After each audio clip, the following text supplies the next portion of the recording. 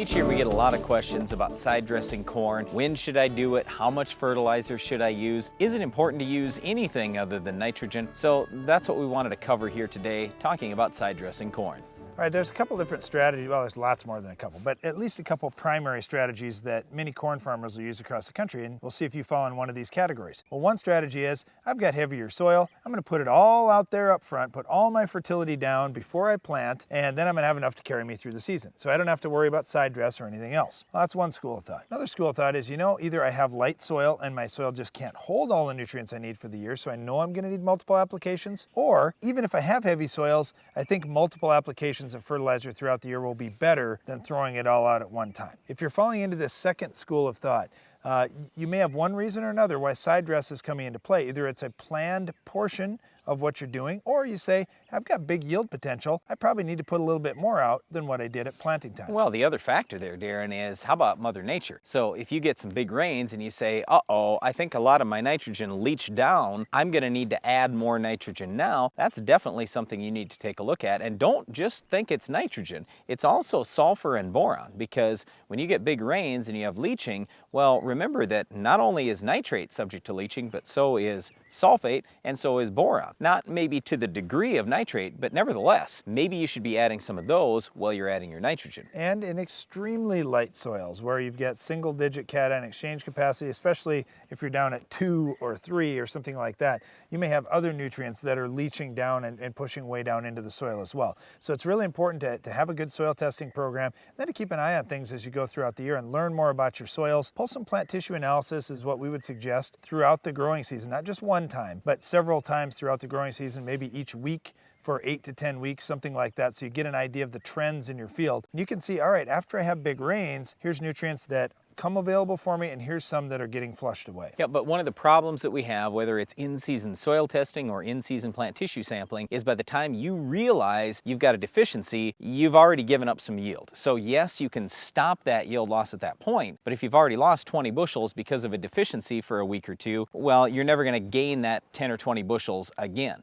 So then you have to be thinking about the next year's program, and hey, I just don't want to be short again. So for example, we farm in South Dakota. It's very dry quite often. It's very common to go 4 to 8 weeks with zero rainfall in the summertime. So if we put our nitrogen on as a side dress and we don't do it before our last rain of the summer, then guess where that nitrogen sits? Just sits in the soil and it doesn't get into the plant. That's obviously not what we want. So we've got to time it maybe a little bit earlier than somebody who has irrigation or somebody who gets regular rainfall. Well, that is true. There's a lot of planning that goes into side dress. The other thing that many farmers are going to be looking at, and you will as well, is the size of your corn plants and the size of that root system. Let's say that you're in 30-inch rows. Well, it takes a little bit of time for those roots to get out to the middle, but not as long as many would think. Oftentimes, by the time we have just a few inch tall corn plant, we've got roots that are 1 foot deep, 1.5 feet deep in the soil, and they're starting to branch out to the side as well. The key thing here is we don't want to prune off too many roots. If you're going to be right up next to the corn plants, obviously you're going to cut a lot of roots off. So many times we're out in the middle, but the problem with being out in the middle is, well, now you're quite a ways away from the plant too. With a nutrient like nitrogen that can move with soil water, that's not such a big deal, but let's just say that you're putting phosphorus out there as well that doesn't move much in the soil. Now all of a sudden it is a little bit of a concern that, boy, I've got that a long ways away from the plant. Maybe there's a better way to do it. All that said, we do prefer to see nitrogen injected in the soil, and really any nutrient injected in the soil, to protect it from volatilization, to protect it from sunlight decomposition, to protect it from erosion. There are just a lot of reasons why we would like to see your nutrients, when we're talking about side dress, injected into the ground. Whether you do that with cultivation or you just have a coulter out there, we don't care, but the point is we want it in the ground if at all possible. Whenever we're putting nutrients out in the field, we are very concerned about loss. So we like to protect nitrogen with nitrogen stabilizers. And there's 3 different types of loss, whether it's volatility to nitrogen laying on the soil surface and it's going to go up in the air, or leaching where it will wash down, or denitrification if we have waterlogged soils. So we like to use nitrogen stabilizers at this time to try and protect that nitrogen, because the only reason we're putting it out there is we need it, and we need it now. We can't afford to be losing that nitrogen economically or environmentally. We have to have it for our crop if we're going to make yield. And we'd much rather have you use less nitrogen with a stabilizer than just saying, well, I'm going to lose some anyway, so I'll just put some extra nitrogen on. That's not very environmentally responsible. And the big thing that I keep telling farmers is, hey, I'm a farmer too, And I don't want any more regulation on the farm, and I'm sure you don't either. So if we don't want any more regulation, then we've got to properly manage our nutrients. And let's face it, everybody's fighting us on this whole nitrogen thing. So I'd rather use less and then put it with a stabilizer, and you'll get more effectiveness out of it. So the other question is simply, how much nitrogen can I put out? When we've got lower cation exchange capacity soils,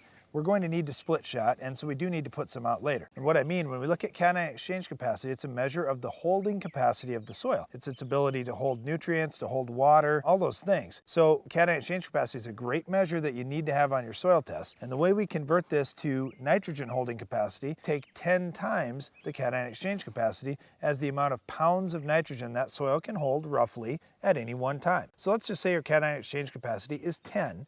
And let's say you're shooting for 200 bushel corn. You say, okay, I need roughly 200 pounds of nitrogen to be available throughout the season to get my 200 bushel corn. My cation exchange capacity is 10, so 10 times 10, well, we can have 100 pounds of nitrogen at any one time. So let's just say that you put 100 pounds out early and you need to put another 100 pounds out late. Well, when you get to side dress time, well, I look at my cation exchange capacity. Again, I got 10. I can put 100 pounds out at one time, but we have to figure how much is still out there from the previous application. So you may have to make 3 applications in a real light soil. In a heavier soil with a higher cation exchange capacity, you may only have to make 1 or 2. We've talked about nitrogen, sulfur, and boron, but take a look at all nutrients. It's possible that adding something else may help you on your farm. And the best way you're going to find this out is by doing some plant tissue analysis, but also some good soil testing ahead of season. And then finally, at least try some things in your farm. I mean, do some things that you might think, it's a little crazy. I don't know if phosphorus or potassium or some of these micros will really help me. Well, try some on a few acres and just see. I mean, that's probably the biggest piece of advice that I have for any farmer out there. Try some things on your farm, and don't just try it 1 year. Try it over a 2 or 3 year period, and let's see what kind of response we get. We really like taking at least 2 shots at meeting the nutrient needs of our plants. We also like taking at least 2 shots at tough weeds like our weed of the week. Can you identify this week's weed?